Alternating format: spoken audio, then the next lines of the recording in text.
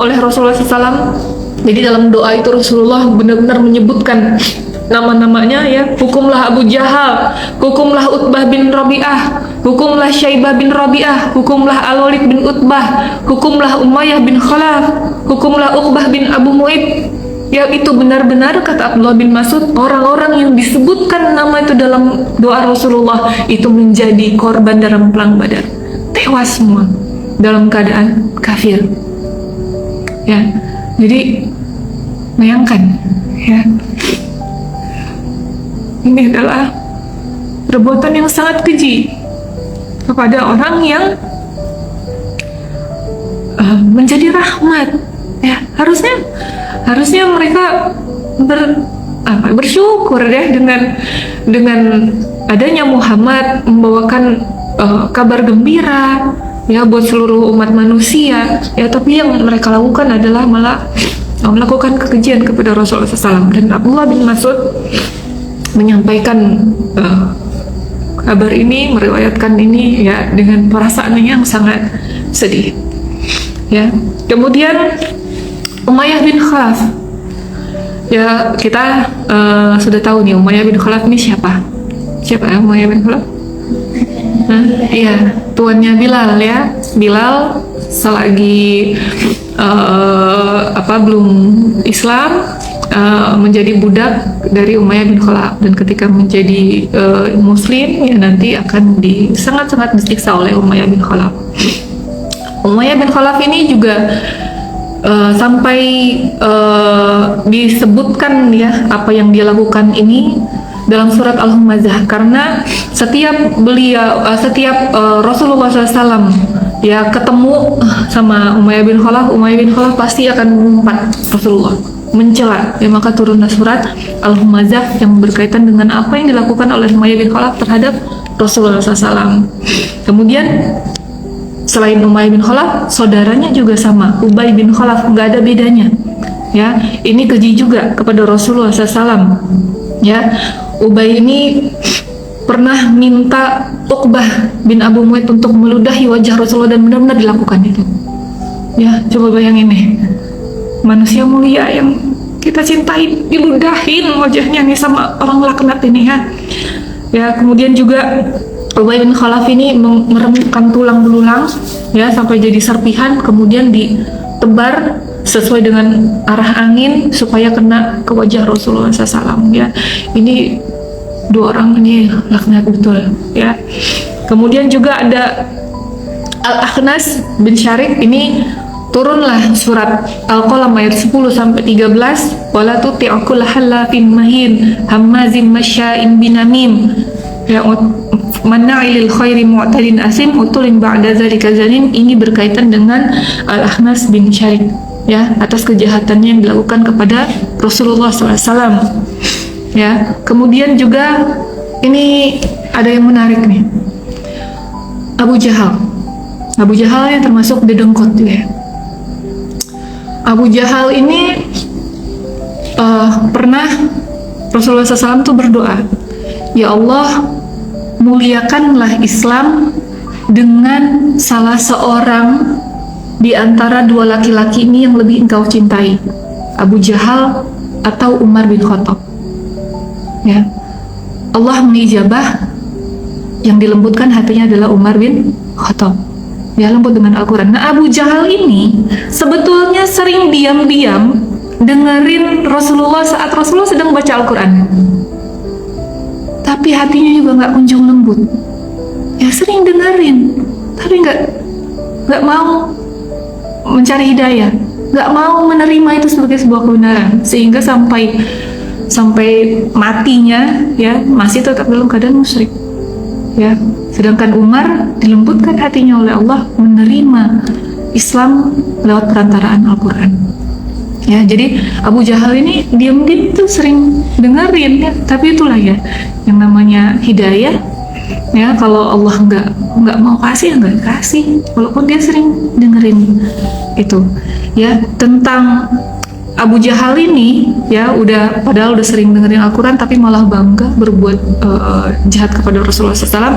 Turunlah surat Al-Qiyamah ayat 31 sampai 35. Jadi baca, boleh pemirsa juga di rumah bisa membaca terjemahan surat Al-Qiyamah 31 sampai 35. Ini adalah berkaitan dengan Abu Jahal. Ya, Abu Jahal juga adalah sejak pertama kali melihat Rasulullah SAW sholat di Masjidil Haram, dia adalah orang yang langsung melarang dan mengecam Rasulullah SAW melakukan hal itu. Ya, lalu Rasulullah SAW memperingatkan, ya, memberi peringatan secara keras kepada Abu Jahal, tapi Abu Jahal menjawab dengan, wahai Muhammad, dengan apa engkau mengancamku? Demi Allah, aku lebih memiliki banyak golongan daripada engkau. Dan berkaitan dengan perkataan Abu Jahal itu, turun surat Al-Alaq ayat 17, yang artinya maka biarlah dia memanggil golongannya untuk menolongnya. Jadi ini dia ngerasa lebih banyak yang ngikutin dia, lebih kuat, ya, lebih berpengaruh. Maka Allah menantang, ya udah panggil aja, coba nanti bisa nolongin kamu nggak? Apa yang kamu banggakan sebagai pengikut kamu itu, ya. Kemudian Abu Jahal juga pernah suatu saat, ya, dia sesumbar. Nih kalau nanti ada Muhammad, aku ketemu, akan aku injak tengkuknya dan kulumiri mukanya dengan debu. Maka Abu Jahal berangkat menemui Rasulullah SAW dan hendak melakukan itu. Dia disaksikan oleh beberapa orang teman-temannya. Maka ketika sudah hampir melakukannya, tiba-tiba dia seperti orang yang tersentak, ya, kemudian seperti gugup, ketakutan luar biasa, ya, kemudian malah mundur ke belakang. Teman-temannya nanya, kenapa kamu Abu Jahal? Kok nggak jadi? Maka Abu Jahal mengatakan, begitu aku mau nyamperin Muhammad, seperti aku melihat ada parit api di antara aku dengan dia. Ya, jadi yang lain nggak bisa melihat, hanya Abu Jahal. Ya, kemudian Rasulullah SAW bersabda, andai kata Abu Jahal benar-benar menghampiriku dan hendak melakukan hal itu, pasti malaikat akan menyambarnya sepotong demi sepotong. Ya, pasti itu. Karena mau berbuat jahat, ya, kepada Rasulullah SAW. Ya. Gangguan demi gangguan tidak hanya diterima oleh Rasulullah SAW. Ya, kalau kepada Rasul yang mereka juga masih takut-takut ngerjainnya, ya, terutama lagi ketika Rasulullah SAW masih didukung dan dilindungi oleh pamannya Abu Thalib. Ya, maka mereka udah nggak mikir-mikir untuk melakukan intimidasi secara fisik kepada para sahabat Rasulullah SAW yang lemah kedudukannya. Ya, paman Utsman bin Affan, ya, pernah mereka gulung dalam tikar, ya, tikar yang terbuat dari daun kurma, kemudian diasepin dari bawahnya pakai api panas. Ya, mereka lakukan itu. Ya, ketika mereka tahu bahwa pamannya Utsman ini masuk Islam.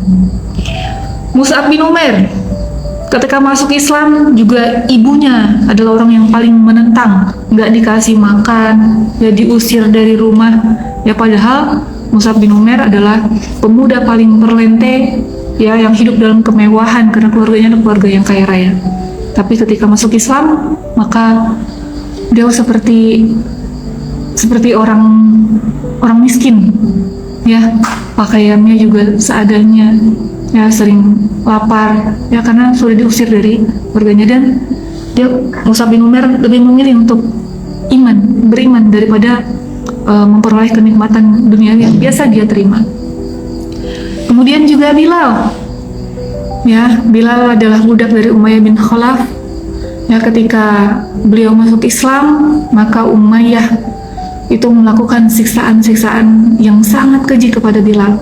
Ya, dibaringkan di atas pasir di siang hari, ya, yang sangat terik, mataharinya, pasirnya terasa membakar, kemudian ditindih dadanya dengan batu yang sangat besar, ya. Tapi Bilal tetap mengucapkan ahadun ahad, ahadun ahad. Ya, enggak, sekalipun keluar kalimat kekufuran dari mulut Bilal, hingga akhirnya Abu Bakar menebusnya, ya, sehingga Bilal bebas dari siksaan. Kemudian juga ini yang termasuk salah satu yang sangat sangat menyedihkan dalam sejarah Islam, yaitu keluarga Yasir. Ya, bagaimana Yasir, istrinya Sumayyah dan anaknya Ammar bin Yasir itu mendapat siksaan ketika tahu mereka sekeluarga masuk Islam. Ya, disiksa. Ammar bin Yasir melihat bagaimana ayahnya syahid, bagaimana ibunya syahid dengan cara yang sangat keji, ya, ditarik badannya berlawanan arah, diikat kuda, ya, ke dua ekor kuda yang berlari berlawanan arah sehingga terbelah tubuhnya, dan itu disaksikan oleh Ammar, disaksikan oleh putranya. Ya, tapi walaupun Ammar nanti berpura-pura untuk keluar dari Islam, tapi hatinya mengingkarinya, sehingga Rasulullah SAW menganggap Ammar tidak murtad. Ya, tapi itulah yang dirasakan oleh orang-orang yang memeluk Islam, ya, pada saat itu, terutama orang-orang yang lemah.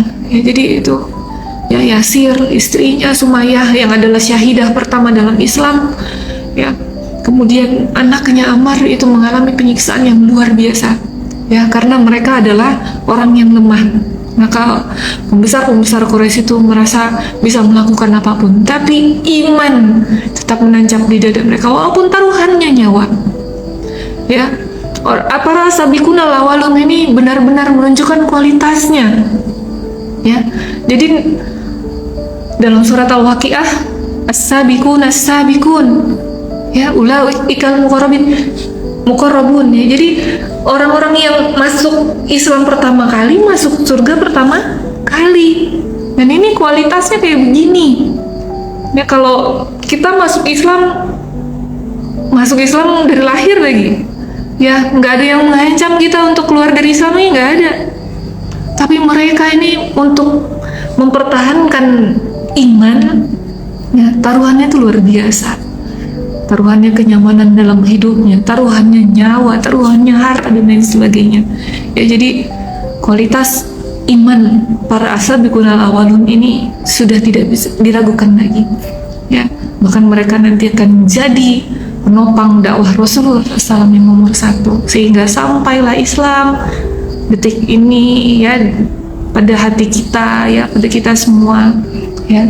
Itu juga termasuk karena jasa-jasa para sahabat. Ya, baik, masih banyak, ya, kalau mau disampaikan siksaan-siksaan musyrikin Quraisy itu pada Rasulullah dan para sahabatnya, terutama sahabat beliau yang lemah. Kita akan melanjutkan lagi karena waktu yang terbatas di pekan depan, dan semoga kita semua dimudahkan, ya, untuk bisa mempelajari kitab sirah ini sampai khatam, ya, sehingga kita akan tahu betul bagaimana perjuangan Rasulullah SAW dan para sahabatnya untuk menegakkan Islam di muka bumi. Baik, untuk para pemirsa semua, bila merasa senang dengan kajian ini, boleh silakan untuk dikabarkan kepada teman-teman, kerabatnya, agar makin banyak orang yang bisa menyimak kajian ini. Dan bila memiliki kelebihan rezeki berupa zakat, infak, sedekah maupun wakaf, bisa disalurkan melalui Yayasan Wakaf Kaumi Internasional yang telah mensupport kajian ini berlangsung. Mari kita tutup dengan hamdalah, alhamdulillahirrabbilalamin, dan doa kafaratul majlis. Subhanakallahumma wa bihamdika asyhadu an la ilaha illa anta nastaghfiruka wa atubu ilaik. Terima kasih semuanya. Assalamualaikum warahmatullahi wabarakatuh.